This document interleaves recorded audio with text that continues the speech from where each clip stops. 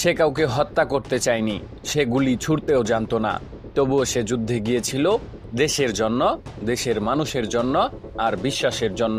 এটা কোনো কাল্পনিক গল্প নয়, এটা ডেজমন্ড ডস নামের একজন বাস্তব মানুষের গল্প। এই গল্পটা শুনলে আপনি মানুষ নামের শব্দটার গভীরতা বুঝতে পারবেন। আজ আমরা ব্যাখ্যা করব হ্যাকসো রিচ নামের মুভিটি। এই মুভিটি 2016 সালে মুক্তি পায় এবং এই মুভিটি যুক্তরাষ্ট্র ও অস্ট্রেলিয়ার যৌথ প্রযোজনায় 2016 সালে মুক্তি পেয়েছিল। একজন মানুষ কিভাবে অস্ত্র ছাড়াই বীর হয়ে উঠেছিল সেই অবিশ্বাস্য গল্পই আজকে আপনাদের সঙ্গে শেয়ার করব। আপনারা দেখছেন সিনে ব্যাটেল বাংলা, সাথে রয়েছি আমি জিয়াম। মুভি শুরু করার আগে আপনাদের কাছে ছোট্ট একটা রিকোয়েস্ট, আপনি যদি চ্যানেলে নতুন হয়ে থাকেন অবশ্যই চ্যানেলটা সাবস্ক্রাইব করে দিবেন। চলুন মুভির কাহিনীতে যাওয়া যাক। ডেজমন্ড ছোটবেলা থেকেই ছিল ভিন্ন মানসিকতার ছেলে। সে বিশ্বাস করত জীবন নেওয়া নয় বরং জীবন বাঁচানোই আসল সাহস। একটা ঘটনায় তার ভাইয়ের গায়ে ইট দিয়ে আঘাত করে সে আতঙ্কিত হয়ে যায়। তখন থেকেই বুঝতে পারে যে সহিংসতা তার পথে নয়, বরং ডেজমন্ড ছিল একজন সেভেন্থ ডে অ্যাডভেন্টিস্ট বা খ্রিস্টান বলা যায়।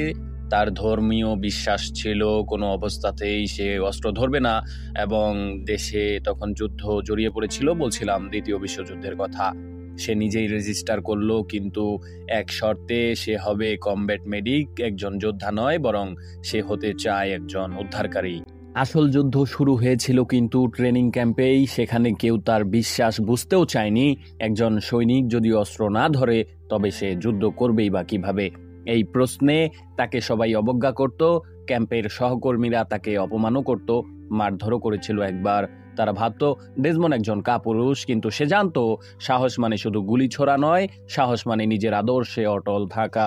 অবশেষে তারা পৌঁছায় হ্যাকসো রিচ নামক একটি পাহাড়ি যুদ্ধক্ষেত্রে। জায়গাটা ছিল জাহান্নামের মতো দেখতে। চারপাশে বারুদের গন্ধ, রক্ত আর মৃত্যুর আর্তনাদ ছিল সেখানে। আমেরিকান সৈন্যরা উপরের জাপানিজ ঘাঁটি আক্রমণ করতে গিয়ে ভয়ানকভাবে পিছিয়েও পড়েছিল বেশ কয়েকবার। অনেকেই মারা যায়, আহত হয়ে পড়ে পুরো মাঠ। সবার নির্দেশ ছিল পিছিয়ে আসা, কিন্তু ডেজমন্ড সে কখনো থামেনি। সে একা থেকে যায় সেখানে, রাতের অন্ধকারেও, গুলির নিচে, মৃত্যুর মুখে।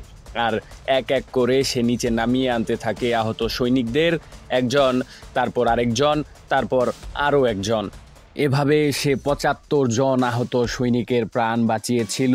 তার মুখে তখন একটাই প্রার্থনা ছিল, god just one more, help me save just one more. এই লাইনটা শুনলে গলা শুকিয়ে আসে, গা ঝিমঝিম করতে থাকে। ডেজমন্ড ডস বেঁচে ফিরেছিলেন সেই যুদ্ধে, গুলি না ছুড়ে, না কাউকে হত্যা করে, শুধু সাহস, বিশ্বাস আর মানবতা দিয়ে যে ইতিহাস গড়া যায় তার বাস্তব প্রমাণ কিন্তু ডেজমন্ড ডস। পরবর্তীতে আমেরিকার সর্বোচ্চ সামরিক সম্মান মেডেল অফ হনর দেওয়া হয় তাকে। তিনি হলেন আমেরিকার ইতিহাসে প্রথম মানুষ যিনি অস্ত্র ছাড়া এই পুরস্কার পেয়েছেন। আজকের দিনে আমরা যুদ্ধ দেখি সিনেমায়, খবরে, কিন্তু সেই যুদ্ধের মাঝে একটা মানুষ যে অস্ত্র না নিয়ে মানুষের প্রাণ বাঁচিয়েছে, সে প্রমাণ করে দিয়েছে সাহস গুলি ছোড়ার মধ্যে নয়, বরং সাহস হলো কারো পাশে দাঁড়ানোর মধ্যে, প্রাণ বাঁচানোর মধ্যে। এই ছিল হ্যাকসো রিচ, এক বাস্তব গল্প যা আমাদের মনে করিয়ে দেয় মানবতা এখনো বেঁচে আছে।